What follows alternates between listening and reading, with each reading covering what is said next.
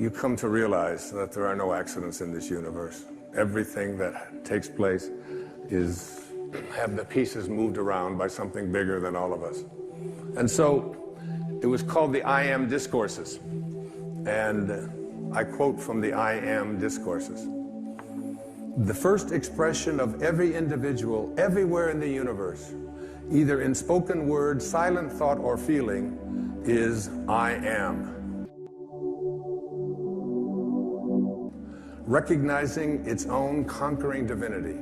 The student, me, you, all of us, endeavoring to understand and apply these mighty yet simple laws, must stand guard more strictly over his thoughts and expression, in words or otherwise. For every time you say, I am not, I cannot, I have not, you are, whether knowingly or unknowingly, throttling that great presence within you. You must be conscious of how you use these words. I am strong. I am well. I am content. Even if your senses tell you something different, I am.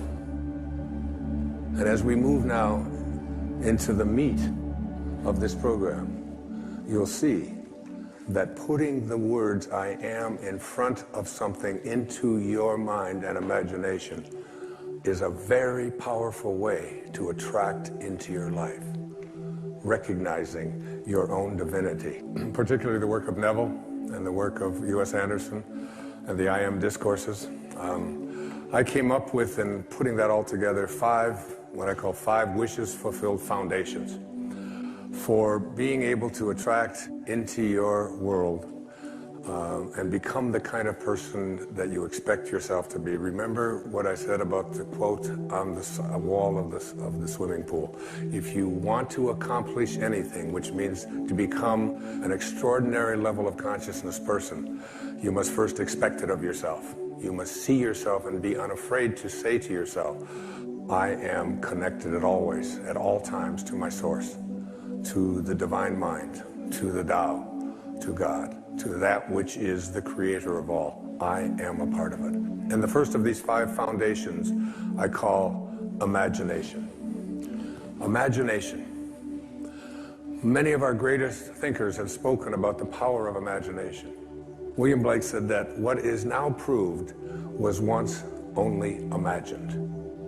Now think about the importance of that.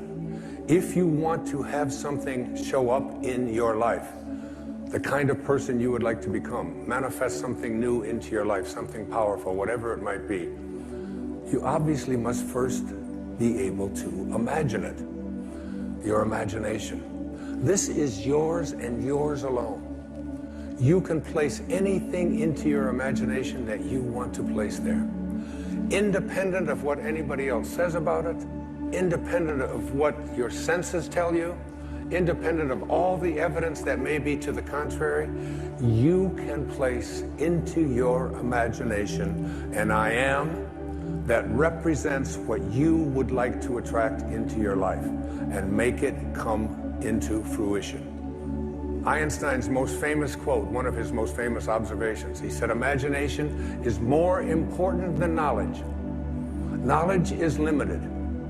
Imagination encircles the world. Placing these I ams into your imagination, I had some of you I'm sure know about it because it's been all over the papers and so on, a diagnosis of leukemia a couple of years ago. And for a while, I kind of began to believe some of the things that were being told to me about what happens when you have this particular kind of leukemia. And I have instead, in the last year or so, had some of the most amazing, astonishing things happen into my life, where I have felt I was just so alive and so strengthened and so fully connected to my source, knowing. Basically, I have a knowing in here that life itself is a sexually transmitted terminal disease, okay? That's basically the fact, all right? So I'm not saying that all you have to do is put into your imagination an I am that says I am and you're gonna live forever. But every moment that you do have until you are called can be a moment of exquisite, extraordinary power, living from that place. And that's the decision that I made. I have never felt so powerful as I have the last several years, since I recognized the power that I have in my imagination to place something there and live from it. Einstein once said, if you want your children to be intelligent, read them fairy tales. If you want your children to be more intelligent, read them more fairy tales. It's one of the reasons I've taken to writing children's books, to give children an opportunity to explore that thing called their imagination from the time that they're just little boys and little girls. What I have in my imagination is a do not disturb sign. And it's like mentally inside, I've placed that in there. I do not anyone to disturb or try to change around anything that I have placed in there about what is possible for me. So you never want to place into your imagination any thought that you would not want to materialize. You never want to allow in your imagination to be contaminated by the way life used to be. Your imagination is yours. Don't let any other people influence you. Never allow people's ideas about what is possible or impossible for you to occupy your imagination.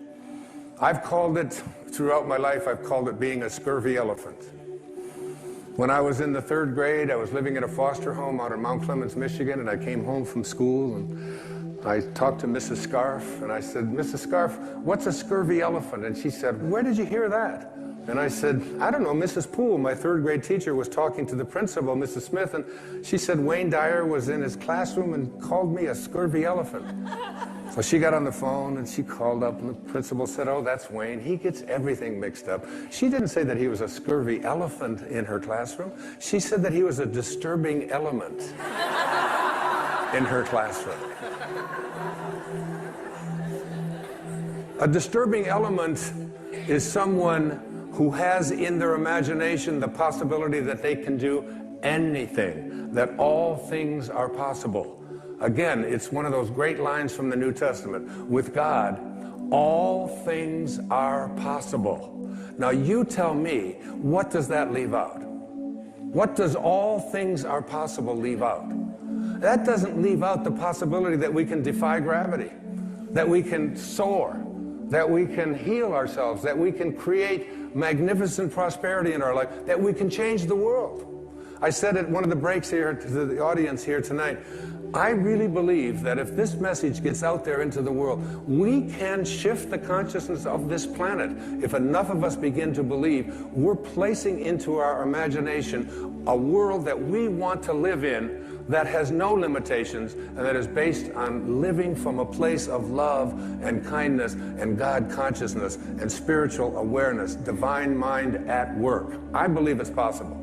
If enough of us begin to believe that we can create that kind of a world, if public television can put on these kinds of programs, which is why I am a part of public television, because this is what they broadcast. This is what comes into our homes. The energy of all things are possible, not the energy of violence and hatred and, you know, and all of the silly stuff that you see so frequently on commercial and cable television, especially the violence and especially the rude communication between young children and their parents and so on. You don't see that here. It's why I'm here raising money for this station and all public television stations. Einstein, once again, this man of imagination, said logic will get you from A to B, but imagination will take you everywhere. That's the first of these wishes fulfilled foundations.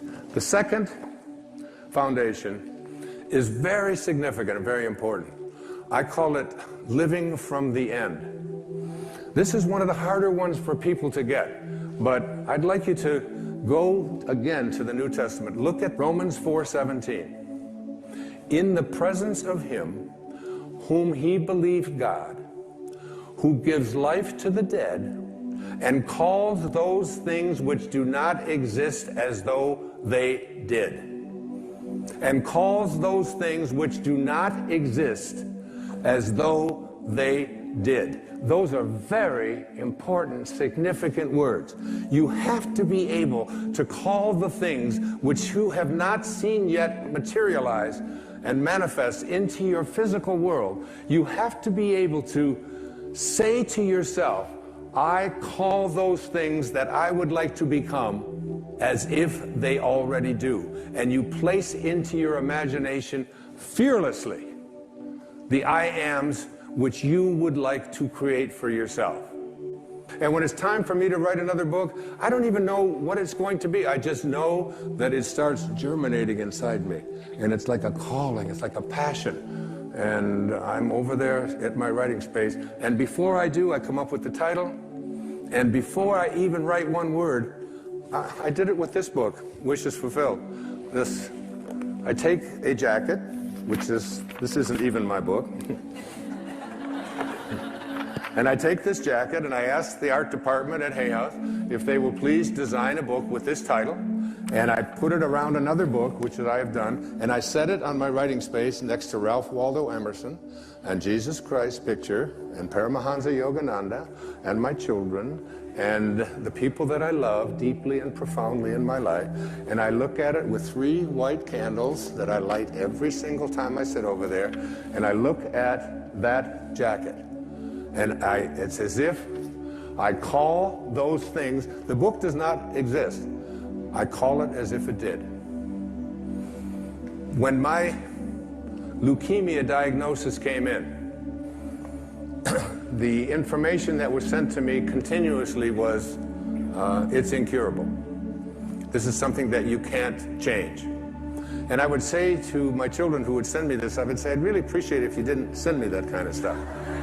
And they'd say, what do you mean? Why, Dad? Why wouldn't you want us to send that? It says that right in there. I said, what part of I am well is it that you don't understand?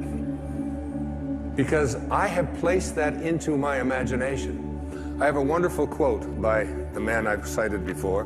His name is Neville, and it goes like this. He says, disregard appearances, conditions, in fact, disregard all evidence of your senses, that is what your eyes and ears tell you, that deny the fulfillment of your desire, whatever it is you want to attract into your life. Disregard appearances, conditions, in fact, all evidence of your senses that deny the fulfillment of your desire. Rest in the assumption that you already are what you want to be. For in that determined assumption, you and your infinite being, your extraordinary self, which is what this program is about, are merged in creative unity, and with your infinite being, God, all things are possible. God never fails, and you are a piece of that which never fails. And you are going to move beyond just being a piece and just being a fragment and just being a segment until it becomes your overwhelming knowing that you have within you this divine capacity. You don't need evidence of your senses. I wrote a book a few years back. The title of it, I had to get my publisher because they didn't understand it. They called back, they said, I think you got this wrong. I said, no, it's called You'll See It When You Believe It. Not the other way around. People will say, well, I'll believe it when I see it. It doesn't work that way. You'll see it when inside you have a knowing. And Neville also said, therefore, to incarnate a new and a greater value of yourself, you must assume that you already are what you want to be, and then live by faith in this assumption. Now, this flies in the face of so much of what you've been told, because you have a tendency to believe that what your eyes and ears tell you is reality. But this is what we know by our senses. Just this little tiny fragment. I can't even get, it's like a millionth of a millimeter. And all that is unknown is in the invisible, in the imagination. And most of our attention is focused on, this is my beliefs and my disbeliefs about what is possible and what isn't possible are here. And it's an endless universe. So placing I ams into your imagination is one thing. It's an intellectual act. Living from the end means that you call the things which do not exist as if they did. You begin to say to yourself, you don't have to say it to anyone else, you don't have to write it down, you don't have to get anybody else's approval, you don't have to look on the internet, you don't have to do anything like that.